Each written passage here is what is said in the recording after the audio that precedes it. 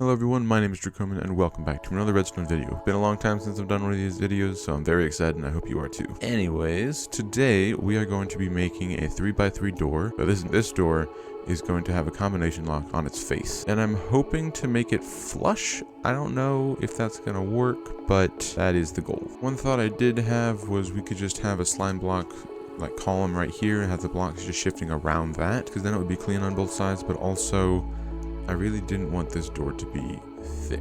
Like I just I wanted the door to be just one block thick. So somehow the column would have to go around in this direction somewhere. But then the piston feed tape would be going like around this side, and then we could still like pull the middle blocks back and then pull them off to the side or something. Yeah, it's gonna be really weird. Okay, I may have come up with a really wonky solution for the middle section, the middle slice, which is to make an entire another piston feed tape that is 3 times as long as these, but then just put the same pattern in it 3 times. But it will detect if any of those are in the correct place, and then it will allow it to open for any of those 3 patterns. So I set up a really weird system, and I'm not sure if it's going to work, but it's supposed to turn this section right here. Hopefully it will work. Yeah, okay, no, it didn't work. Oh, frick. Made some adjustments, and now it should work.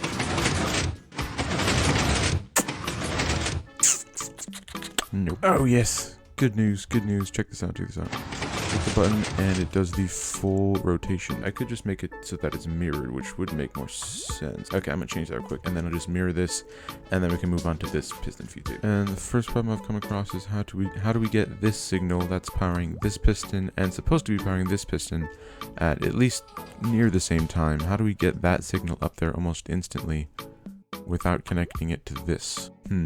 I can think of one potential way of doing it. It works! Yes! Check this out. I've replaced a couple of the blocks with some other random blocks just so we can see it actually moving. But we now have a functioning feed tape for all 3 of these. As you can see, they all have their own little functions there, and they can all move up and down, which is just fantastic. So we can now move on to the actual opening of the door.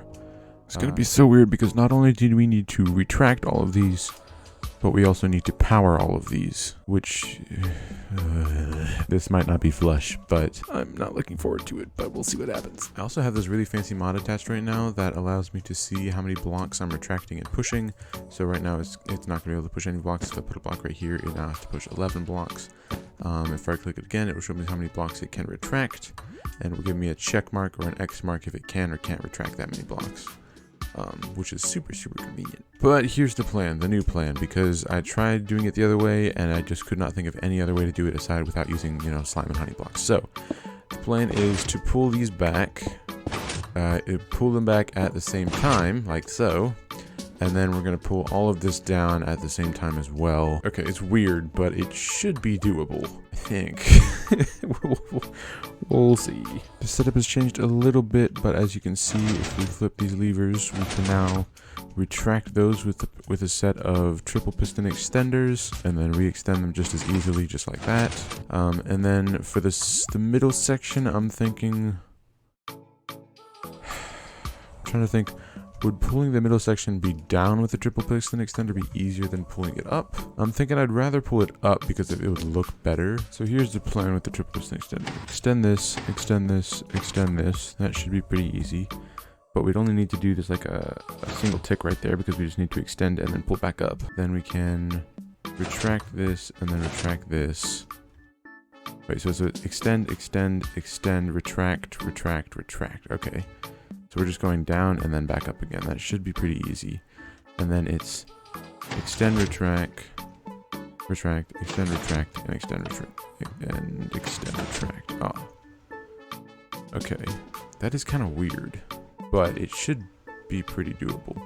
Yeah, because then this piston only goes to right there, and it's not going to be flush, but that's... honestly, at this point, I'm fine with that. If we can get this thing open, I'll be happy. I have a new plan. So we are going to leave the doors back into as far they are in the walls as they are. We're going to leave those there, and then we're going to cover them up using this, which will cover up the slime and bring in a new wall, or we'll cover up the honey and bring in a new wall. And then for this open section right here, I'm thinking we actually just put in some concrete powder, some white concrete powder. I feel like that could blend in with the walls pretty well. If we wanted to, we could actually change the walls to just plain white if we wanted. Or just a concrete powder that looks like the walls if you do want to change the walls later. And then we could just have them on a loop so that once we close the door, the concrete powder gets dropped down, shifted over, and then pushed back up and pushed back into place up top here, ready to be dropped again. I feel like that could go really well. It could also go horribly. We'll find out. Okay, the whole door, or not the whole door, sorry, the whole wall should be working, supposedly. It should close if I flip this lever right here. I think. I'm not sure. We've got the sand rotation thing in place. And I'm pretty sure that pretty much just works entirely by itself, I think. So I guess we can try it. I'm kind of concerned. Almost. Oh, I see. Okay, I just missed that. And then if we remove that, that all comes down, which is good. And then I think if we activate this 3 times, it will supposedly get back into place. So there's 1 block in place, 3 times is the second block, 4 times is the third block. So we need to activate this observer 4 times in order to get our 3 blocks back into place. And then the door should be functioning again, I think. Oh, look at that. Oh, look how cool that looks. That's so cool. And then we open it just like that. And that makes full room for this thing, but this did not go all the way down for some reason.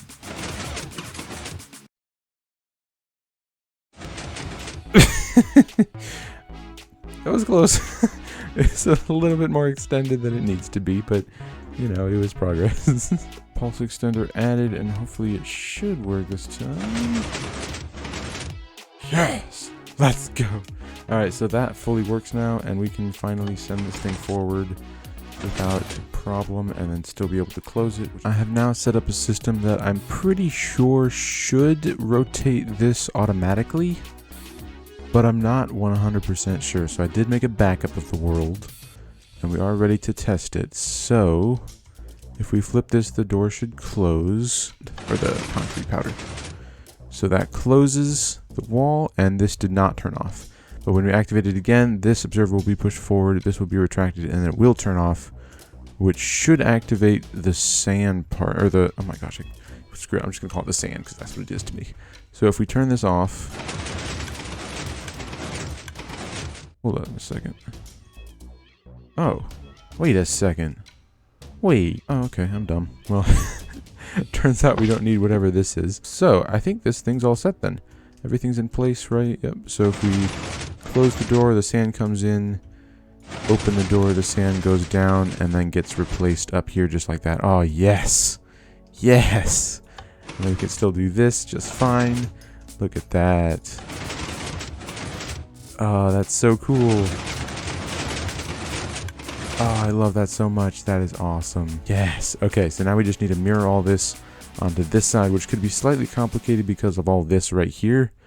I'm not sure if that will mess anything up. I guess we'll find out. Long story short, it actually messed up a lot, and I had to rebuild this thing several times. Because of this piston feed tip right here, I couldn't get this piston, which is holding the sand up. I couldn't put that right there, so I had to put it a block up, which is a problem for this piston that is pushing all of the sand upwards. Because I put it a block up, now it was pushing 13 blocks instead of 12. So I had to put this little system up here, which is, it just pushes the blocks 1 block further up and then over. And so now these 3 sand blocks are a little bit higher than those 3, but that's okay because this one is slightly more delayed than that one is. So as you can see, when we flip this lever, the walls come down at the exact same time. I flip the lever again, and they all go down at the exact same time in sync. And this thing goes back up to the top just like that. So with both of these walls both complete, I think the next thing we need to work on. Oh, one more thing I should show you guys is that I've done one more thing with the door, which is this. If we put all of these pieces back into place like that, then we actually have this thing right here, which comes up and pushes the door into place. and then pulls it back again. But with this thing in, we can push the door back to its front, and now the door is closed again, and as you can see, it still works just as normal. We can still move all these around just like that, just as easily. What happens if I flip it? Oh, it still works! That's so weird. Okay, anyways, so this is the room we have to play with. We should be careful, though, because there are sticky blocks right here. The only reason I did this is so that I can move around it like this and have mobility to actually see what I'm working with. But anyways, so we have to... yeah, this is going to be weird. Alright, so I did most of it using a lot of observers, to be honest. But here's what we have so far. So here's this extension, which pushes it all the way down into place right there. And then here's the retraction, or what I have is kind of messy. It's kind of messy because of the observers and just weirdness happening, but... there's that. So there's a lot of extra firing here and there, which is fine. I don't care too much about that. But now we just need to make this piston fire one more time to pull it all the way up. Yeah, we're almost done. I'm going to give it one more try, and then we'll see what we can do. Whoa. Wait.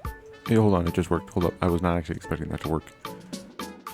Okay, so it did fully work, which I was not expecting. So extension pushes it all the way down, and now retraction pulls it all the way up. Not as complicated as I thought. It was just more like a snake of observers kind of going around and powering what they needed to. But yeah, there we go. That's like, I feel like that's like one of my first triple piston extenders, but it's probably not. Anyways, so I can go ahead and copy this and paste it back into this area. So, I forgot about recording, but check out how much progress I made. This is the locking mechanism. I still have to figure out the locking mechanism of it, but as soon as we do that, we're basically almost done. Actually, this is fantastic. I am loving this door. This is awesome. Thank you, Surface Fusion, for suggesting it. This will be the first part of the lock system. So basically, if this stone block is, say, over there instead of right here, this cauldron will retract, which will turn on this torch, and then that will turn on this line, and this torch will turn off. But if all of these blocks are in the correct spot, and that stone block is actually right here, okay, then as you can see, this piston will push forward the cauldron, the torch will turn off, and then this torch will turn on. So that is the locking mechanism. So if all of the blocks are in the correct places, then this torch will turn on, and we can leave that around somewhere to be able to activate our door. But first, we actually have to hook everything up and make it so that we actually can open the door. And then we'll worry about that part. Give me a second. That second has now passed. Okay, it's been more like a day or something. And during that time, my younger brother has made some redstone on the world. Wow. It's a very extensive version of the flush piston door, so that's fun. But anyways, a lot has happened with the door, as in I've put in a lot of extra lines. I've finished the locking system. The whole it's done, by the way. But all of these blue lines that you see here are new. All those brown lines I think are new as well. Actually, maybe not the brown lines, but yeah, maybe the brown lines. But the brown lines I put in, the blue lines I put in, and this gray line here is the lock. I've put in that as well. So currently, it's in the correct position, the correct lock, which means once I get the colors in, this will be the correct position for the colors. Which means if we flip this lever, as you can see,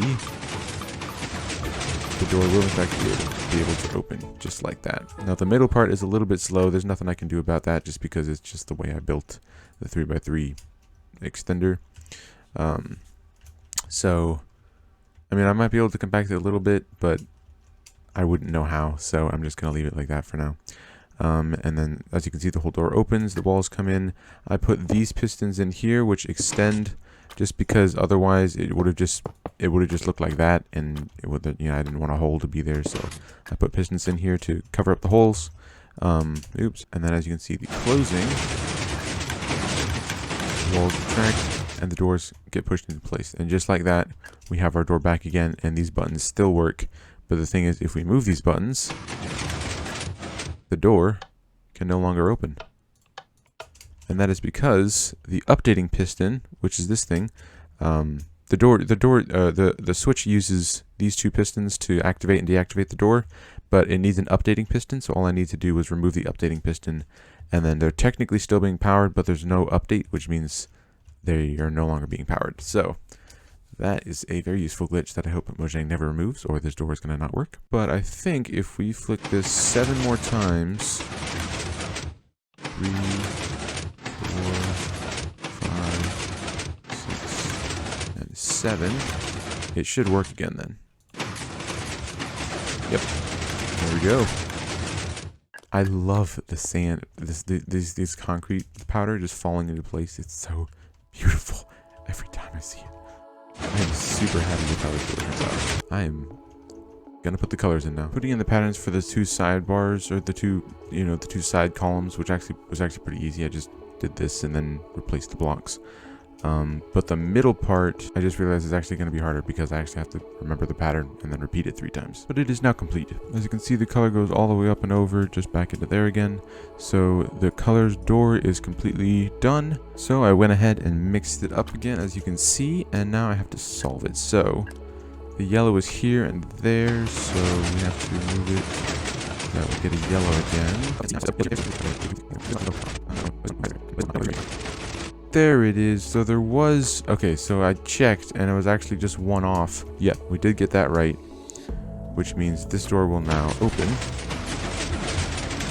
Oh, that actually looks really sick with all the colors there. That's kind of cool. But there we go. Now we can walk through it just like that. So close this, pop that back in place, and we are all reset. Look at that. I am so happy with this door. This is so cool. I love it so much. Thank you, Service Fusions, for this idea. It turned out awesome. I really enjoyed building this thing. I spent a lot of time, but it was all worth it. So yeah, that is all I have for you guys today. If you did enjoy this video, leave a like down below. And if you really enjoyed it, please subscribe, because it really does help out a lot. Also, join my Discord server. There's a link in the description. Maybe not directly to my Discord server, but it's to a link tree, and there will be a link there to my Discord server. It's a weird process, but I hope you find it. Anyways, thank you, and I'll see you guys in the next video.